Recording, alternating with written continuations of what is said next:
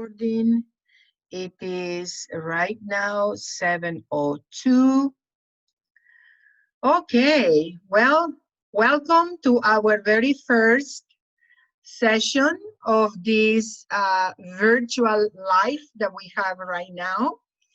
And thank you for you all being here and caring for your diabetes, actually, and your whole entire lifestyle.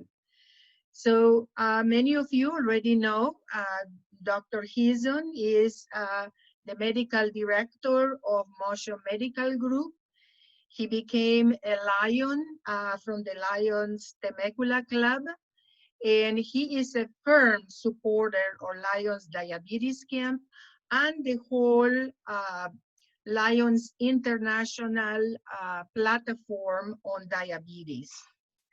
So as we move forward, I ask if you can write your emails on your chat box. If you cannot write your email or you don't find your chat box, it is at the bottom of your screen. But at this point of time, I would like to give Dr. Hizon the rights to be able to start the first class. And Dr. Hizon, you are on mute, just to let you know, in case I did not mute you, you mute yourself. So yeah, there we go. Okay, so it's got two more people coming in right now. And if we are okay, we are going to start now with our very first class about diabetes. Go ahead, and you have the rights to present, Jerry. Okay, welcome everyone. Let me try to get this going here. Please let me know if you can't see my screen. So can you see this screen at all? Yes, yes, we can see it. Okay, and it is just the one slide, not the presenter slide? You are in presenter mode, but we are showing two slides. So you need to this. go. How about that? Is that better? Yep. There we go. Now you go. Okay. Yep. Perfect. Thank you, and keep me on track. I'll keep you on. Okay.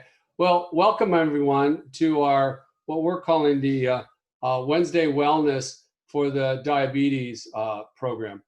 Our goal is with the Lions Club International is to basically take the research that's out there and make it a resource for you and make it accessible to all. Diabetes is a horrible disease, and I'll go through some of the challenges we have. But there is good news in the horizon because I think with the new research, we have the ability to really make a difference. And a lot of it is thanks to the Lions Club International, which is their international platform. And so we've done a lot of different venues, which I'll go through.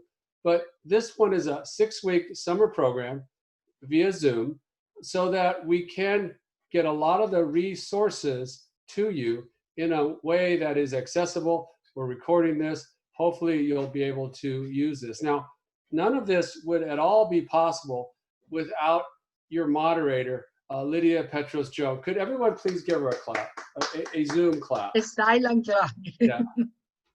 Because of her, she's really been instrumental in enabling us to do that. And she actually sought me out with some recommendations. I'm a family physician in the Temecula area, which is in California.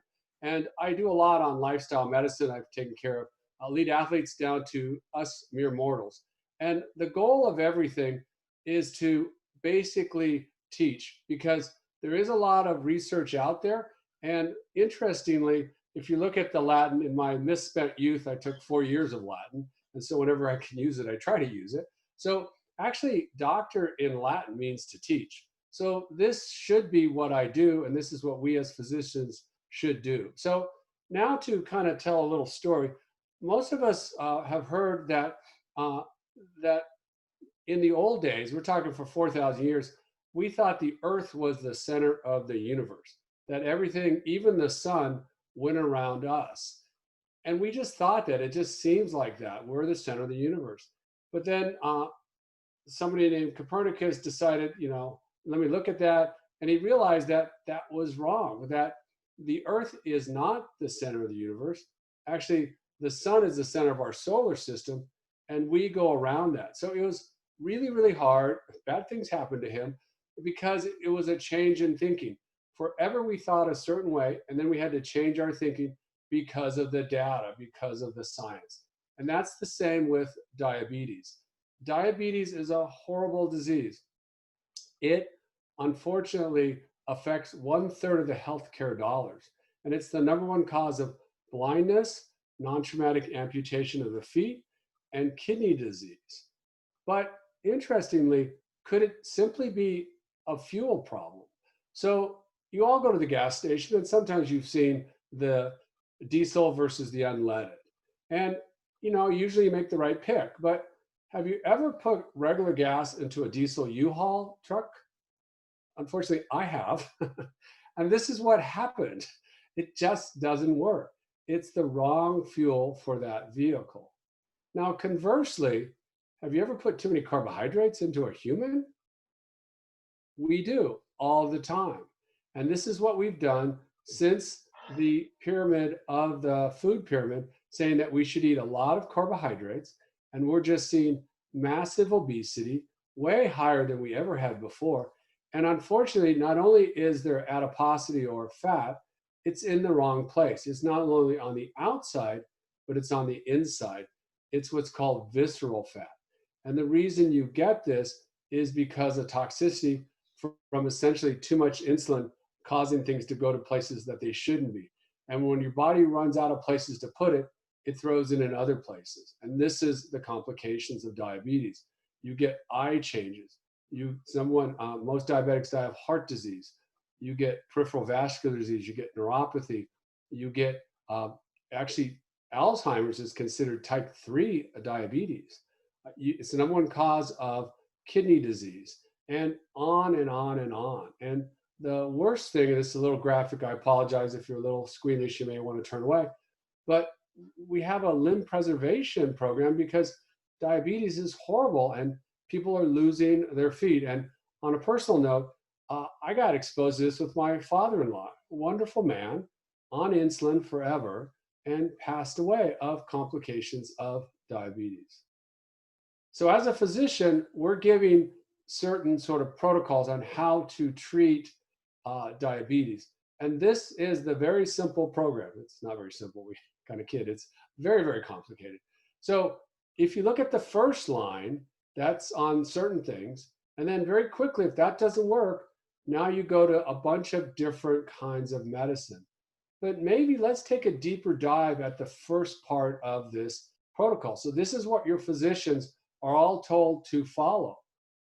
But the first line of therapy is a comprehensive lifestyle change, including weight management and physical activity. So what we're advocating here is in total guidelines for the diabetic treatment of patients, but we really focus on the first part of it. So now just talking about carbohydrates and blood sugar and diabetes. Diabetes is too high of blood sugar. In fact, diabetes comes from the Latin meaning to siphon, or actually the Greek, to siphon off. People in the old days who had diabetes, it looked like they were peeing so much, because that's one of the hallmarks of diabetes is you eat a lot, polyphagia, you drink a lot, polydipsia, and then you drink a lot, polyuria. So it almost looks like your water's getting siphoned off of you. And most of the diabetics back in the day died of dehydration, and that was mostly the type 1 diabetics. There was very little type 2 diabetes until we got the food pyramid. But what increases your blood sugar the most is carbohydrates. So carbohydrates increase your blood sugar higher than anything, protein moderately, and fat hardly at all. So there's different things that can affect your blood sugar based on what you eat. Now, understand that really type 2 diabetes is not just high blood sugar, it's actually too much insulin. And in fact, it should be called hyperinsulinemia. Insulin is the fat storage hormone.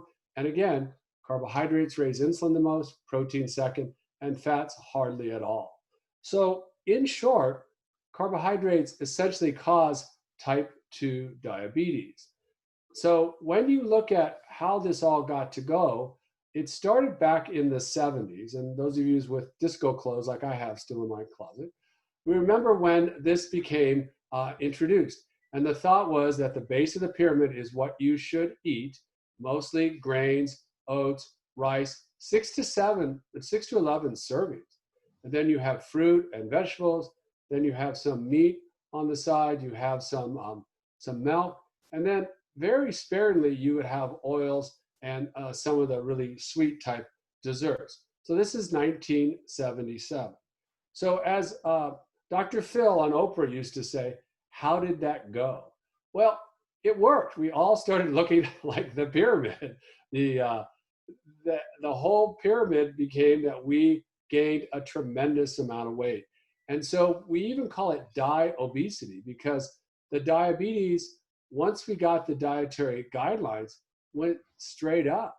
And with it went obesity. And we call it di-obesity. And it's just, this happened, a little bit of a lag, and then boom, and here's where we're at now. So we really were worried, and so we started using a lot of medicines, a lot of diabetic medicines. We've got to cut down the blood sugar. And we did, and we were able to cut down the blood sugar. But this all changed about 10 years ago in terms of this study called the ACCORD study. So if any of you have to talk with your doctors, mention the ACCORD study and what they think of it. This is the effects of intensive blood pressure, control in type 2 diabetes with extensive medications to cut down their blood sugars. And what they found is that increase when they got them to use intensive therapy, just medicine to target their normal hemoglobin A1Cs. They did this for 3.5 years. That actually the people who had the best A1Cs, the best diabetes by medicine only, actually had an increase in mortality and did not significantly reduce their major cardiovascular events. So their blood sugar did well, but the patient did worse. Blood sugar is good, patient did worse. Why is that? And the reason is it's double trouble. Diabetes is really two parts. It's high blood sugar or glucose, as doctors always have to have a bigger word, but it's really insulin. Insulin is best kept low. And while you can use medicines to improve your blood sugar, it doesn't do anything for the insulin. And you've never heard of anyone goes on diabetes medicine and goes, oh, I went on it and now I'm cured, goodbye. No, because the problem with diabetes, the major problems is due to the insulin effects. And the major complications are due to the insulin. So while the blood sugar is better, it's definitely good to use medications. You want to keep the blood sugar high. You don't want to ignore the other double trouble of the insulin. And the analogy I use with my patients is that think if you had a skin infection. And a skin infection is something that can cause a fever. And the fever is bad. So if I give you Tylenol to treat your infection, your fever's better, but what does your skin do? Your skin infection still continues. So we need to treat both the high blood sugar as well as the high insulin. So that's the question of, well, how do you lower insulin? We've given medicine, that doesn't lower insulin. What lowers insulin? And so what has been shown is that we have only 3 macronutrients. We have carbs, we have protein, and we have fats. And carbohydrates are one thing, but if you look at protein, it's not an energy source, it's a building block. And so it's really not for energy. What we have for energy is 2 sources of energy. Sort of like how you had coal and now you have, like, say, natural gas. Coal is a fuel, but it's a dirty fuel. Carbs, frankly, are a fuel, but they're kind of a dirty fuel. And fats and oils could be a clean fuel. And so what's interesting when you look at those 3 macronutrients, carbs, proteins, and fats, there are essential proteins, like you can see on the left here. So if you don't get certain proteins, you will die. There are fatty acids and there are oils and fats that are essential. You have to have those. If you don't get those, you die.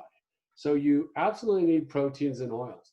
And so on the next slide, I'm going to show you all the essential carbohydrates.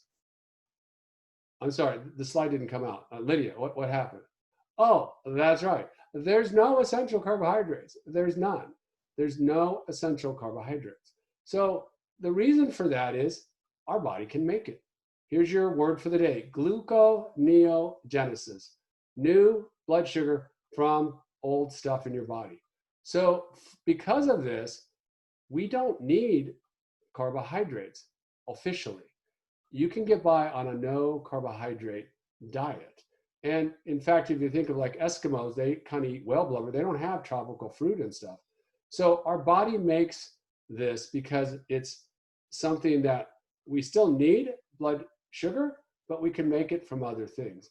And so what's the effects of not eating carbohydrates? So I had been on a basically vegetarian style diet and actually got a situation in my heart.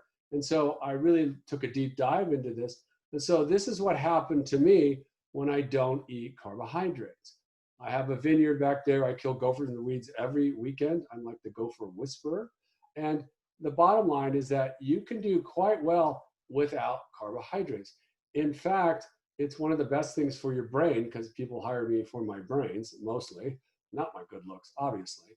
And then I still can do well. I mean, not that I'm anything, but this was a spin class that I do. And, now and then you can win the class without any carbohydrates. And I'm not the only one. There's famous athletes and celebrities that are on low carbohydrate or even no carbohydrate diet. But is this healthy? Is this safe?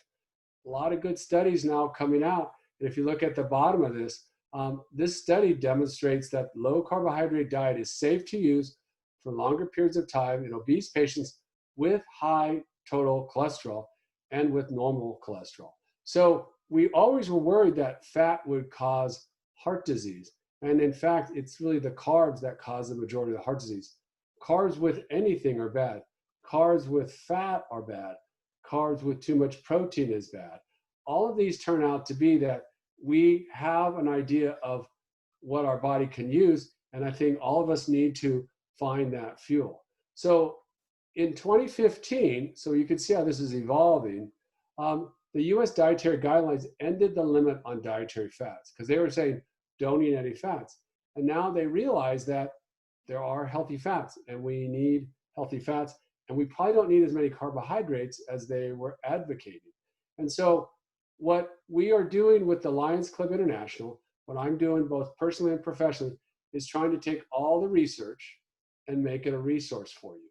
And with Lydia's help and the Lions Club International, we've put on several different venues, and we are trying to find what's the best way to convert the research into a resource. So this was last year. We put on a Lions Wellness Weekend. So imagine 2 full days with me. I give them all props for doing that. But we had type 2 diabetics spend the weekend up in the mountain at the Lions Club, Lions Camp, and we went through experiential learning. We ate foods that were good for diabetics. We did yoga. We did archery. We basically tried to sleep with all the men snoring. It was really a lot of fun. But it was a way to do immersion treatment. And if you look at Miguel in the back here, I saw him 5 months later. He lost 80 pounds when we saw him. It was amazing. I didn't, in fact, recognize him. So we had some improvement on doing that. We've tried these wellness meetups. So this is when we could meet up. And there's Dr. Ariola, who's the dentist that is the president of our current chapter. And so I would do meetups at my office trying to get people to learn this. And fortunately, in the last year, we've developed a residency program in family medicine here at the Temecula Valley Hospital. And Dr. Majid is in the audience, and her family might be in the audience. She's on the right. So Dr. Majid, Wasan Majid, is one of our residents. Dr. Majid is doing very, very well. And she helped us spearhead a weekend program. So what we did is a seminar at this Ontario Gateway Hotel last September. And we did a day of diabetes. And we had some great experience. Again, for lunch, we did experiential learning.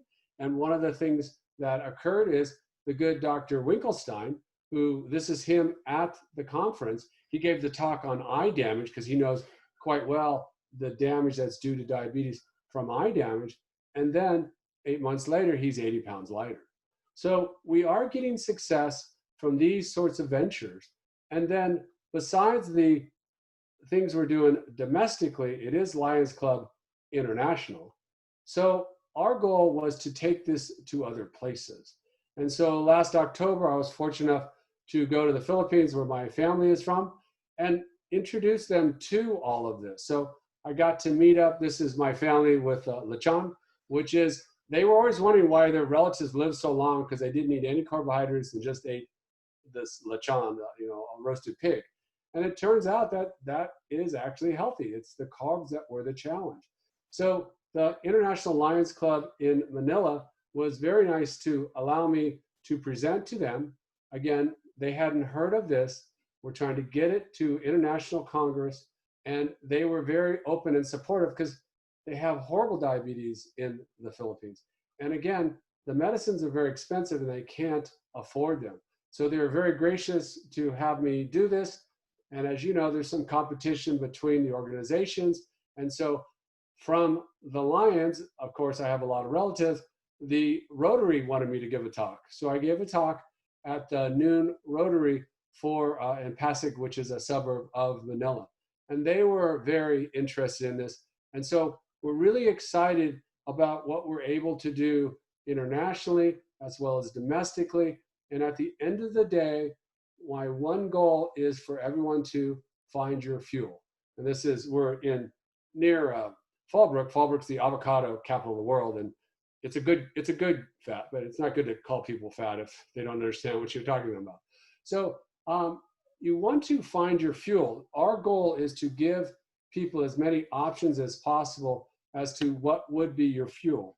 And so you can do some basic starts. So this is the start of our 6-week program. I want to just let you know what our background is. Some of you have already seen this, but I think a good first step, if you are new to this, is start with this. This is what our moms told us back in the 70s before the pyramid. Don't snack. Just have 3 square meals a day. Don't snack, just have 3 square meals a day. And that is essentially intermittent fasting. So if you don't snack, you keep your insulin low, and that's a good start. Now, what's really exciting is friends of mine have started a website called Diet Doctor. Now, I have to preface this. By friends, I mean, I know their name. I've met them. I have selfies with them. They don't know my name. So he's out of Sweden, but he's a family doctor, and he's amazing. And one of the people that does a lot, and what we're going to be listening to right after this, is Dr. Jason Fung, who's a diabetic specialist as a kidney specialist. He sees the worst kidney disease, and he frankly got tired. He's out of UCLA, but now out of Toronto. And he frankly got frustrated with seeing people lose their kidneys, and all he was doing was giving them more and more medicine. So one of the resources I highly recommend you get, and you can either read it or listen to it, is his amazing book called The Diabetes Code. So our course will be based on a lot of the research that he has together with this book. But in addition, what's very exciting, as you know, this is my phrase, anyone who's a nurse out there, my mom was a nurse. So I have sort of 2 rules of medicine. Number 1 is, well, there's 4 rules, 2 and 2. Nurses run the universe, nurses like chocolate. So a little chocolate's okay. The dose makes the toxin. The second is doctors are important and doctors need data. So I encourage you to look up Sarah Hallberg, and we'll give you all these resources. And she was able to, with some venture capital and some other really influential doctors, start something called Verta Health. And the key is that they are getting good research out of it. So if you look at Verta Health, you can look at all the research. If your doctor has questions about this, show them the data. And then our goal in general, especially our new residency, is to improve access to quality health care in a culturally sensitive manner. And many cultures, especially the Hispanic culture, have a challenge with diabetes. Luckily, we have resources. We have Spanish versions of the diabetic course. So I can give them what I call asynchronous education. I get them started, I get them watching this, they come back, we fine tune it, and we can literally resolve their diabetes, not like cure it, but resolve it as long as they don't eat carbs or too many of them, and they keep a good lifestyle. This has been very good in a culturally sensitive manner. In addition, we are trying to roll out more resources for you. This is my wellness channel on YouTube. Yes, I have a face for radio, I get it. But we are trying to teach people that it's not just diet.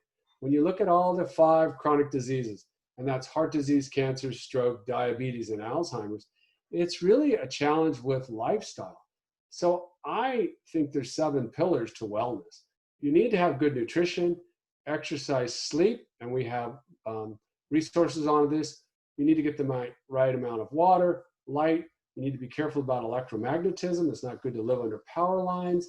And you want community engagement. So just by you guys clicking play on Zoom, you're getting community engagement. Even if it's remote, we are still helping to improve our continued education, and you are a better, healthier person because of that. In addition, we are writing a book with our students and doctors called Nudge Away Diabetes, and it's in progress. Hopefully we'll have it done by the end of this program. And what we're using is teamwork technology. We're trying to build trust to literally nudge sugar away. So in summary, before I start the video, what's a good first step? A good first step is just to start with 3 square meals a day. Just don't snack. That's pretty simple. It's what your mom told you. Don't eat that. It'll wreck your dinner. If you just get to 3 meals a day, that's good. Now, interestingly, this first thing called break fast, what we encourage and what Dr. Fung encourages, don't eat breakfast. You know, that ideal of breakfast being the most important meal of the day was actually invented by Kellogg to sell cereal. And in fact, the word means to break your fast.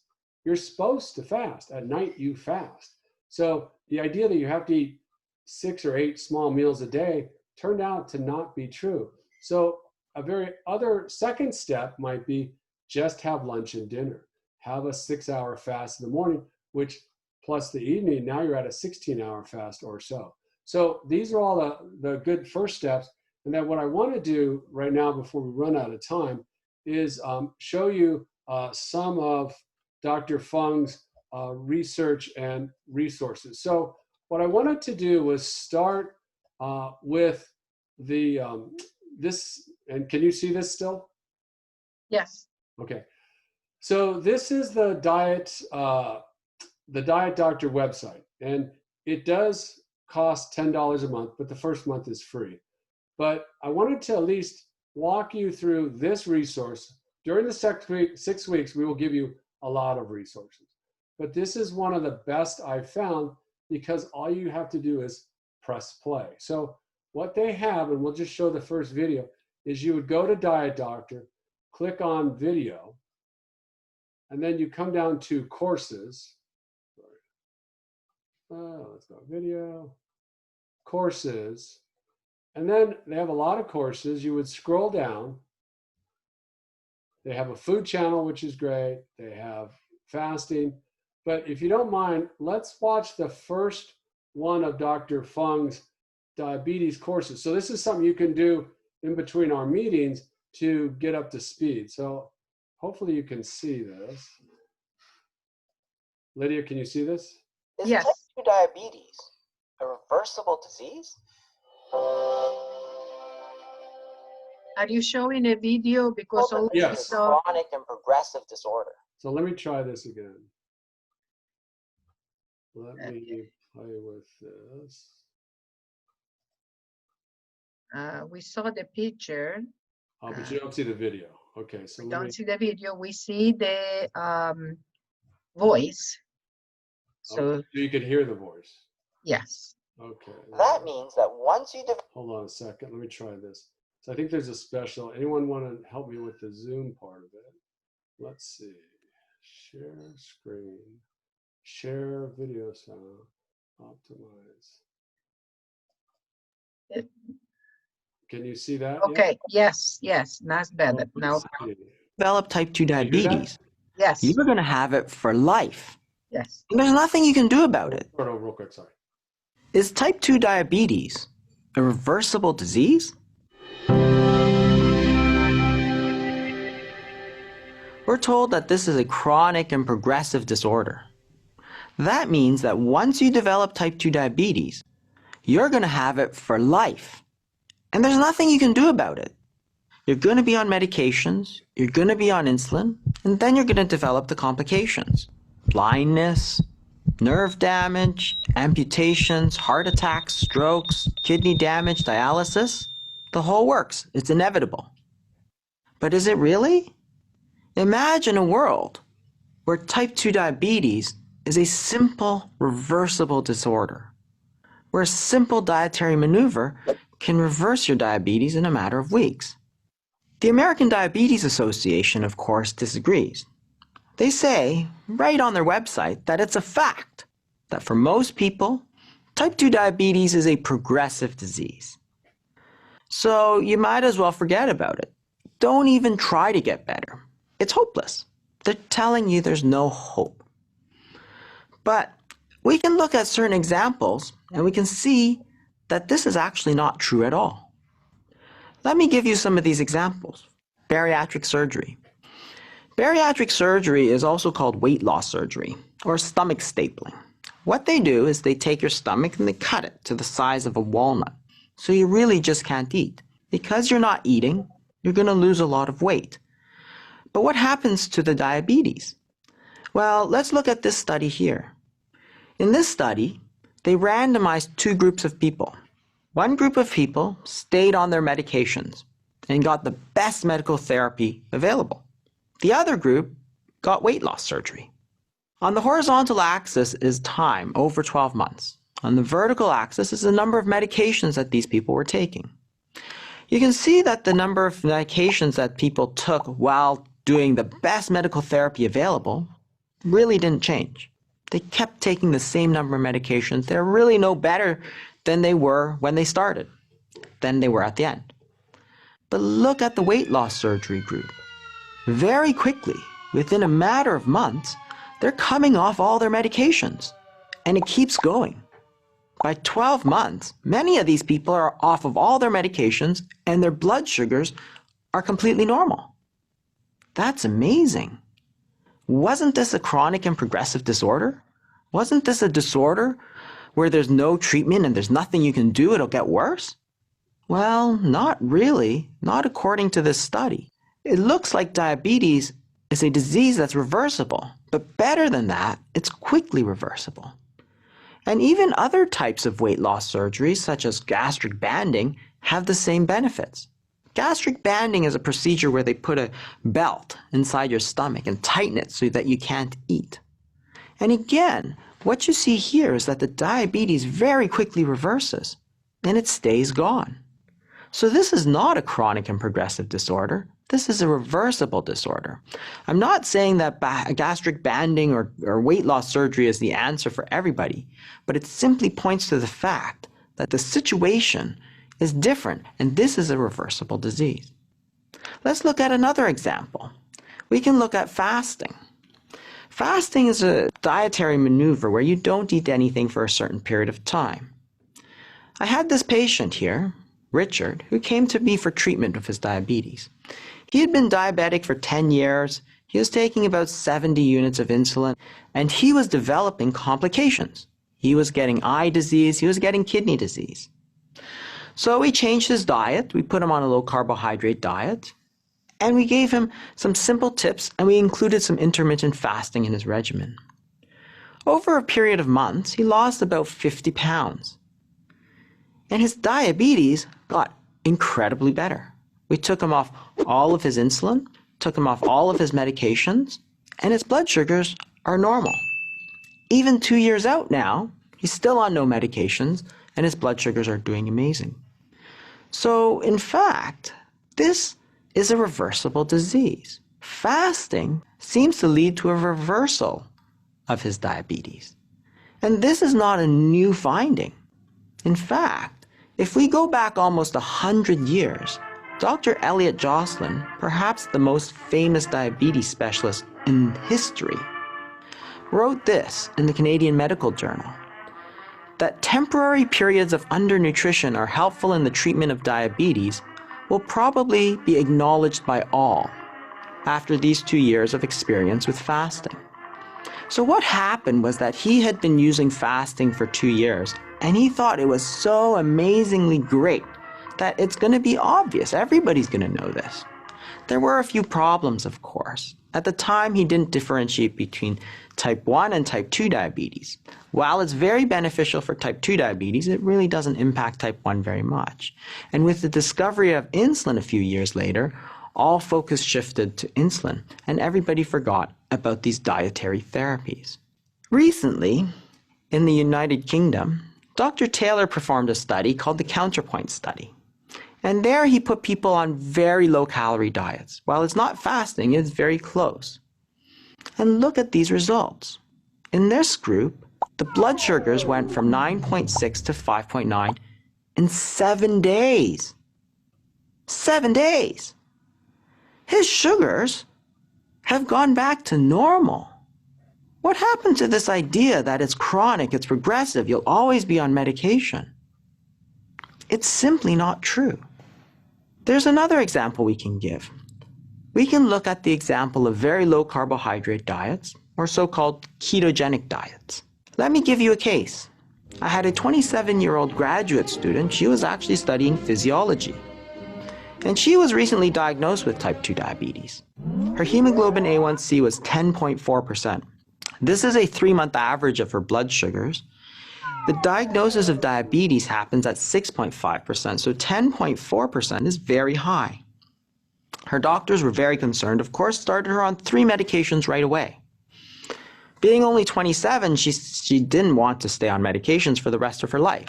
So she looked on the internet and decided that she would follow a ketogenic diet. Well, she very quickly lost about 20 pounds, and at her 3-month checkup, her hemoglobin A1C was 5.5%, well within the normal range, and clearly not diabetic. Better, she had taken herself off of all her medications as soon as she started. So in this case, it looked like her type 2 diabetes was essentially cured. Wow. That's not what we were told, right? But we all know this is true. We all know that the type 2 diabetes is completely reversible.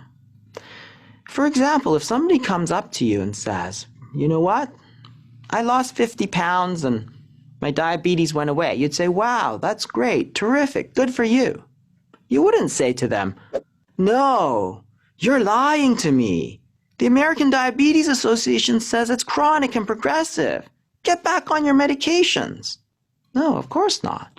So it's immediately obvious that this is just a lie. Type 2 diabetes is not chronic and it's not progressive. It's reversible. But what about all the cases about people on medications? Do you ever hear people say, I started my insulin or I started my medications, and now I'm so much better, I took myself off? No, not really.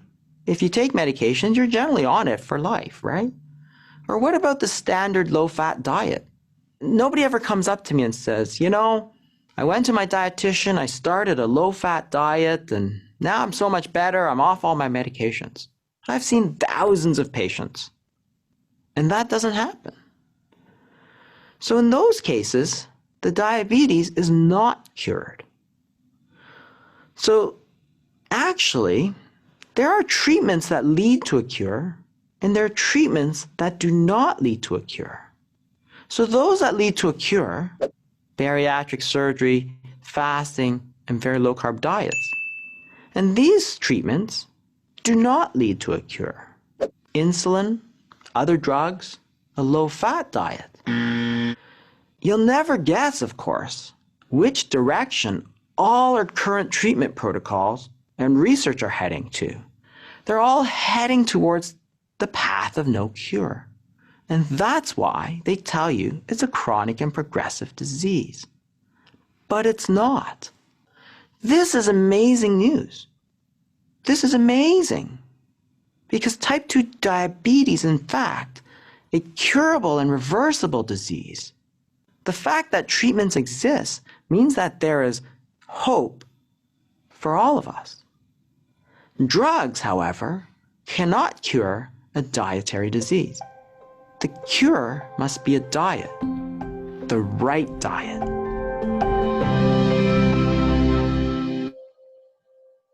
So, let me just kind of unshare that. Sorry. Dun, dun, dun, dun. Okay. So, in general, the thought is for the next 6 weeks, we'll take it however fast or slow you want us to start to give you options. And my opinion is that nobody cares about you, frankly, as much as you do.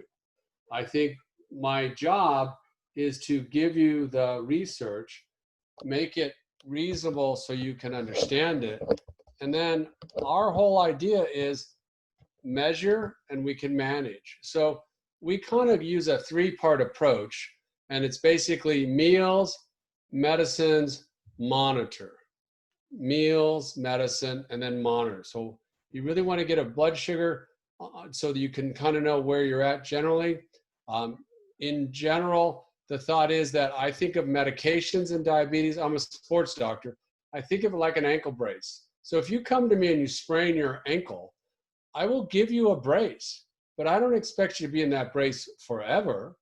I expect you to rehab your ankle, and then I can take you off of your ankle brace. You can use that same analogy for the medications. If you're not on the ideal lifestyle, then take the medicine, because the medicine is very helpful. But it's a 2-part that you want both something passive like the ankle brace and something active like the rehab. I truly believe your job is to learn about you. Learn that there's good science out there. You want to be safe. Be sure you don't get your blood sugar too low. Make sure you're checking. Check with your doctors. I am not your doctor. So check with your doctor. Go low and slow. But what we've been excited about, the studies show 94% of people, this are some studies, can decrease their medications. They may not get off all their medicines, but they can decrease it. But a full 60% get off everything. And so your goal is to become lifelong lean. Your goal is to figure out, how do I burn the fat I have in my body and preserve muscle? And that's what this journey is going to be about. So we do need your help. I have strong feelings, but it's all about you guys. So the goal is for us to hit the mark, to serve you in a way that is reasonable. And we will try to do it somewhat entertaining if we can. But the more you participate, the more we get out of it. So on that note, we'll stop for today and leave ample time for questions, if that's okay. Is that right, Lydia? Yes, of course. There's 2 ways that we can do this. You can put your question on the chat box at the bottom of your screen where it says chat, or you can raise your hand and I'm going to do my best to find you and unmute you. Okay? So somebody already says here, how or why does diabetes causes neuropathy? Yeah, so yeah, in general, the sort of simple answer is that your body has to do something with the sugar. And basically, once you run out of sort of the fat cells, it has to go into other things.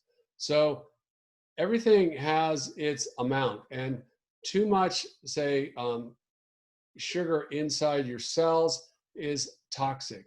So the analogy I use is think of your whole body as having 5 quarts of blood. And most people know that 100 mLs per deciliter is normal blood sugar. That equates with 5 liters, more than a gallon. That's 1 teaspoon of blood if you do the chemistry. So we're not used to much sugar. And things like a soda, a real sugar soda, has over 10 teaspoons. Your body has no place to put it, and it goes into the nerves. That's why you'll see that with neuropathy of the feet. You'll see that also with irritation to the heart, but also type 3 diabetes, which is Alzheimer's. So basically, it's a sugar toxicity. Really, the dose makes the toxin. Okay, we have a question from Lena here. Are fruits sugar considered carbohydrate, as carbohydrate? Yes, good question. So there are quite a few things that are kind of fun to use, and in the future we'll be showing you this. There's a really good app. It looks like the Lions invented it, but it's called Lenny the Carb Counter. So you might want to get that. It's a free download, mainly for children for type 1, but it's really good for type 2 also, to know what a carbohydrate is. So vegetables, fruit, all break down into sugar. And so they are a sugar. And I encourage you to Google fruit 100 years ago. And that's something we'll be showing. It looked way different. All of our fruit has been selected to be bigger, sweeter. And it really has to do, when you look at carbohydrates, it has to do with the amount of fiber to sugar it has. So vegetables, most people know, are probably better for you than fruit. And it has to do with vegetables don't have as much sugar as fruit, and they have more fiber. Fiber is the antidote to carbohydrates. That's why processed foods are not very helpful. That's why things such as bread, rice, pasta, cakes, and cookies, all processed, raise your blood sugar higher than anything. And more importantly, they increase your appetite. So think about when you go to a restaurant, when we used to be able to go to restaurants. The nice waiter or waitress would bring you bread for free, not charge you, just give it to you. You don't take candy from strangers, even though we know strangers have the best candy usually. But the waitresses are giving you bread to make you hungrier so you buy more. So unfortunately, things that are high in sugar make you hungrier. And the challenge with fruit is our fruit is bigger, sweeter, and more abundant. And we think of the saying that fruit and vegetables are the same. It's fruits and vegetables. They almost like one word, when in fact they're very different. And there is the challenge that, for example, probably the worst thing you could do is orange juice. Orange juice is like the typical amount of 3 oranges. You've never eaten 3 oranges in a row because that's too much fiber. You would not eat that. But with orange juice, you can drink orange juice pretty quickly. So we give that when someone's blood sugar is too low. That's one of the best things to do. So I think that fruit, I jokingly call it a frenemy. And again, if you just have a tiny bit, not a big deal. There's an old phrase in medicine that the dose makes the toxin. If you have a little bit of fruit, a little bit of berries, and that's it, it's fine. I'm not sure, Lydia, if we could show this, but I don't eat any fruit, but I do have a glass of Cabernet. This is my Cabernet for the night. It's 4 grams of carbs. So I drink it slowly. That's sort of my relaxation. So I don't eat any carbs, but I drink 1 glass of Cabernet, mainly for my heart. And that's 4 grams. Slowly, that works well. And so it all has to do with spiking your insulin. So hopefully that helps. We have 2 more questions here. One is about an apple.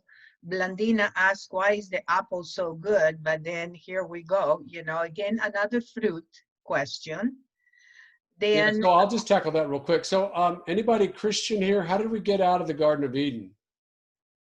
Wasn't it an apple? I'm just saying.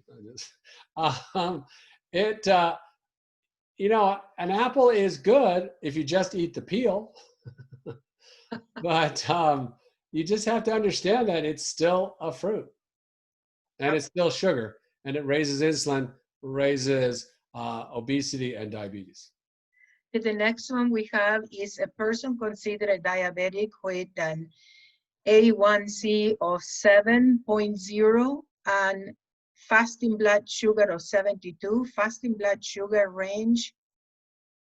So this is asking for the 7.0 and the fasting. Right. So understand that the hemoglobin A1C, and actually my first attending in medical school was one of the co-founders of that. And this is back in the 80s, and I didn't think it'd be a big deal. And turns out it's very important because a hemoglobin A1C is how much sugar sticks onto red blood cells. It's glycosylated hemoglobin.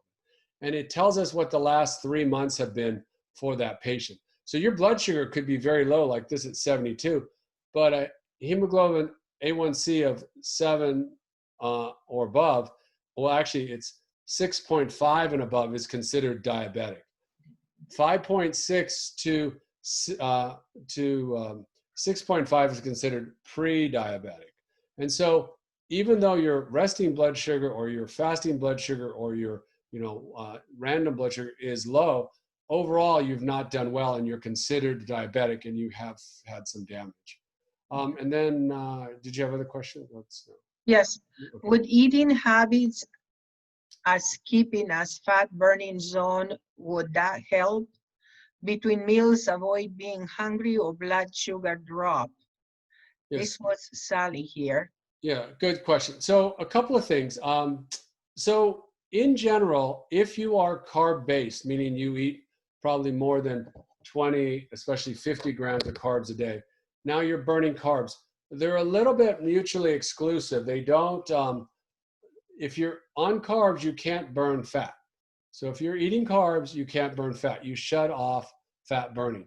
So if you're carb burning and you don't eat for a while, because carbs are like lighter fluid. They go quick, they go up quick and they go down quick. Then you get low blood sugar and you do really poorly. So if you're carb-based and you want to have a lot of energy, then if you're carb-based, you should eat frequent small amounts. That's like dripping it in and you do the best. I've run 6 marathons, full 26 mile, and we did that. We did carb loading and we had carbs all the time.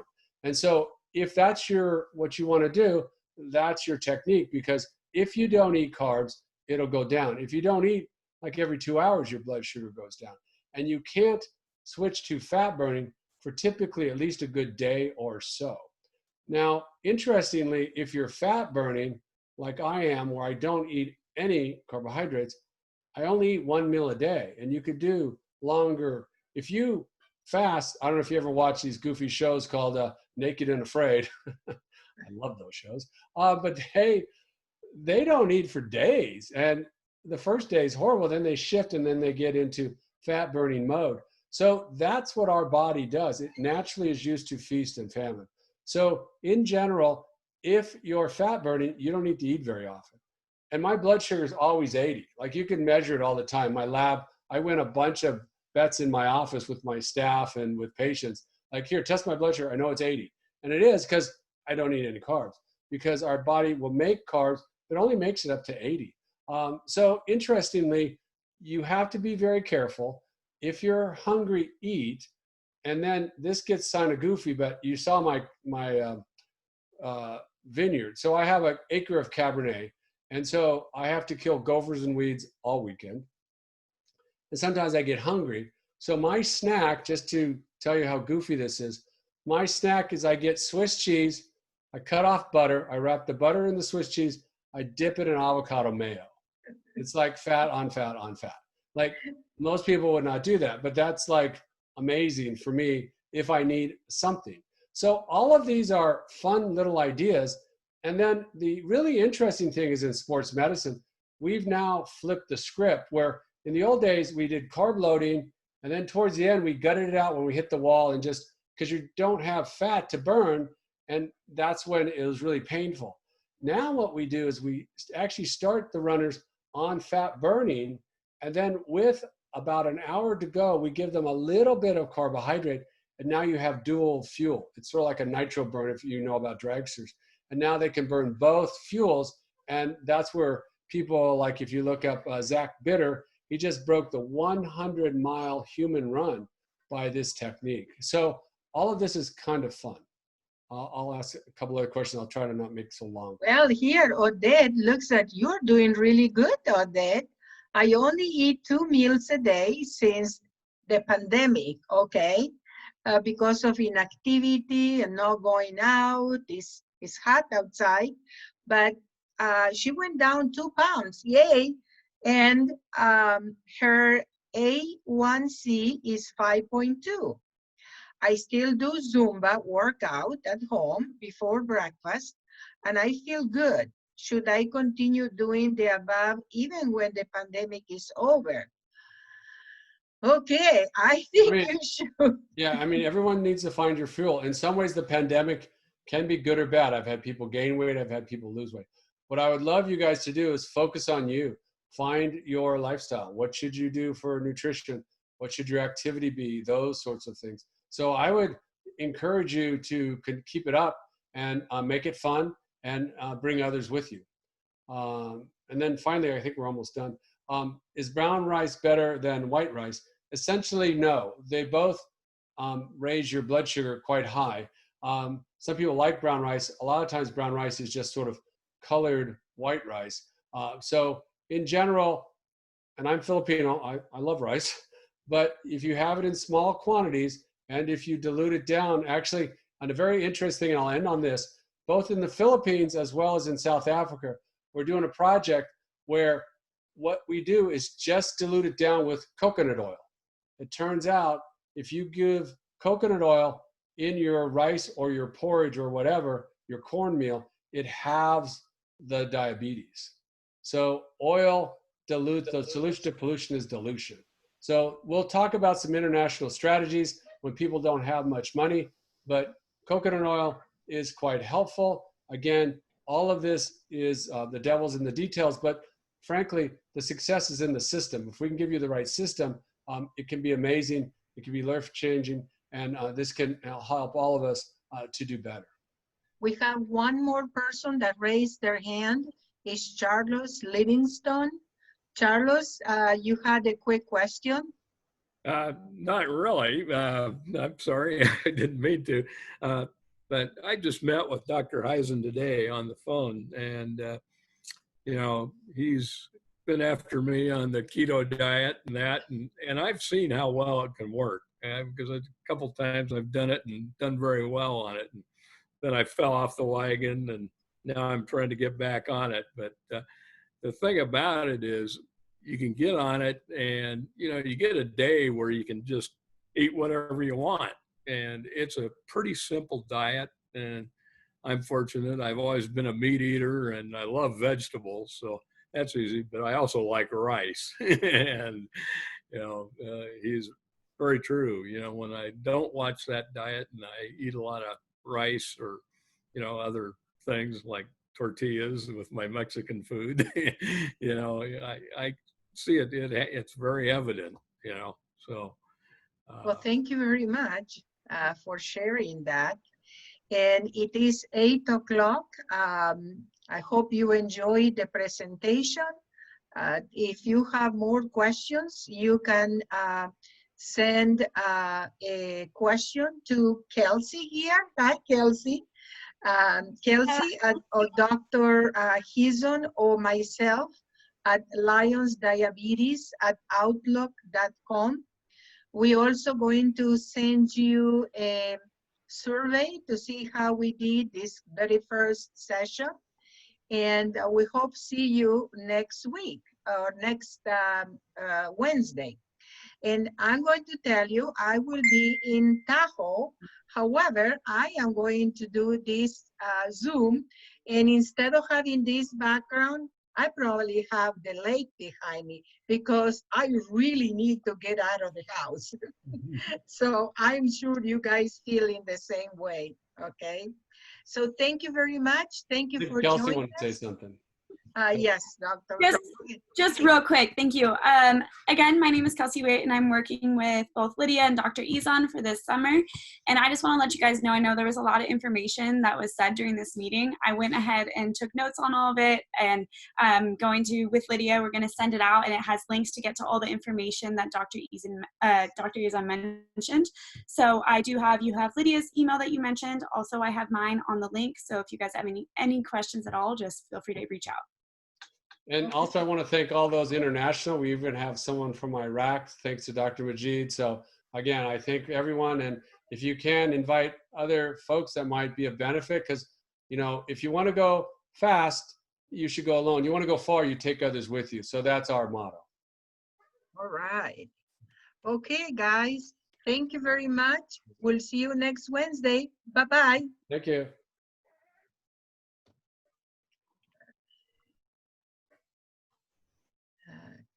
Good job.